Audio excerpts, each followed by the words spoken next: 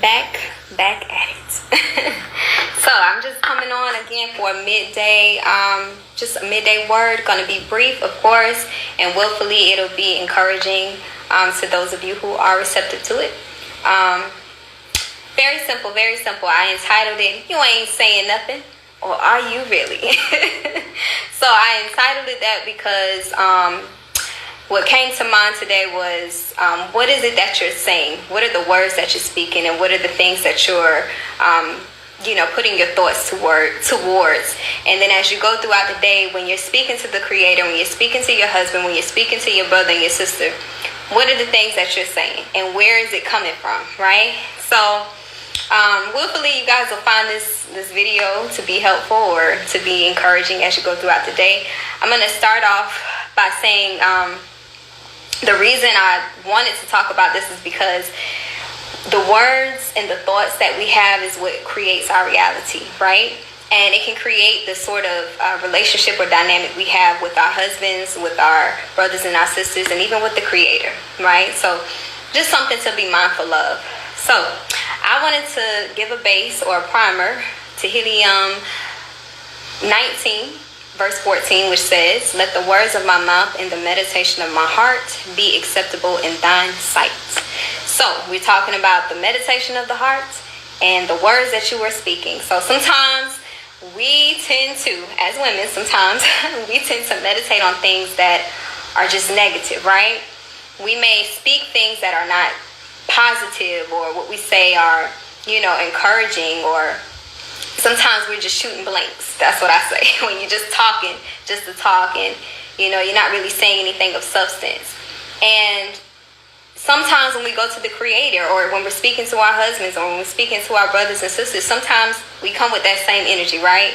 We're not speaking of anything of substance, or we're not speaking anything that is of value. Sometimes we're complaining. Sometimes we're speaking negative. And these things can affect how we go throughout our day, and they can affect, the type of relationships that we are creating with others. So I want us to be mindful as we go throughout the day of the things that we're thinking of, we're meditating on, and how we are speaking, how we're speaking to the Creator, and how we're speaking to each other, and how we're speaking to our husbands, right? And children, if those of you who have children. So Proverbs 31 and 26, these are additional scriptures that you can pull on and just look up for yourself. But Proverbs 31 and 26, it talks about speaking with wisdom and kindness, right? So we know wisdom is when you're speaking of things that you have applied, said knowledge to. And you're not just speaking just to speak. So an example of just speaking just to speak, if you are a sister who says, well, Spirit told me to tell you, or it was something in my spirit, I just had to tell you X, Y, and Z. That, my friend, you're not speaking of wisdom. You're speaking from a vain place, actually speaking of your own thoughts. And then kindness, of course. If you're not kind and you always have something negative to say, you're gossiping or throwing people under the bus. I have done that, been guilty of doing that. Then you're not speaking very kind.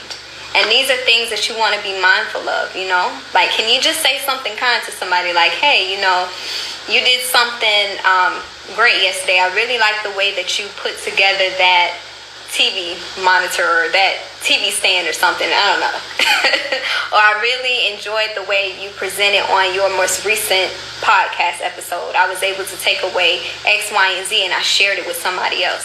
Those are kind things to say to someone, throughout the day.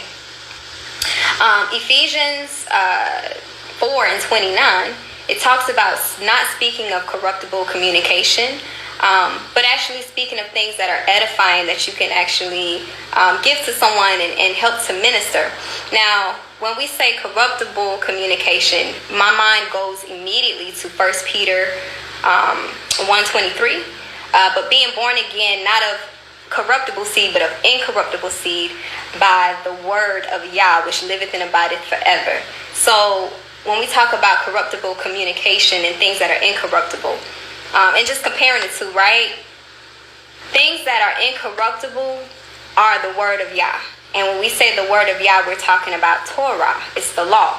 So if you're speaking from a place that's based off of Torah, then you're not speaking corruptible, right? So when somebody comes to you throughout the day and they're going through a situation, for the older sisters, you might have a younger sister who comes to you and they're dealing with the issue. It could be, I don't know what to do in this particular situation. Sometimes reinforcing Torah, if it's one scripture, or if it's one word, if it's faith, if it's being able to pull from Torah and speak those things, it can minister to others, right? But just simply sitting there and saying, well, you know what? My thoughts are telling me to say this, or my spirit said to say this, that is not necessarily speaking from a place of incorruptible communication, but corruptible communication. So I hope you get the drift. But again, just wanted to share that, whatever you're meditating on, it has the potential to really affect the way that you communicate and how you communicate with the Creator, how you communicate with each other. And we want to be mindful, as women, of the way that we are speaking and coming to our husbands, to our sisters, our brothers, and to the Creator. I'm not going to stay very long, but I hope that was helpful for anyone. Just something to think about today. You ain't saying nothing, or are you? So meditate on the scriptures, meditate on the law, and have something kind to say today. All right, peace.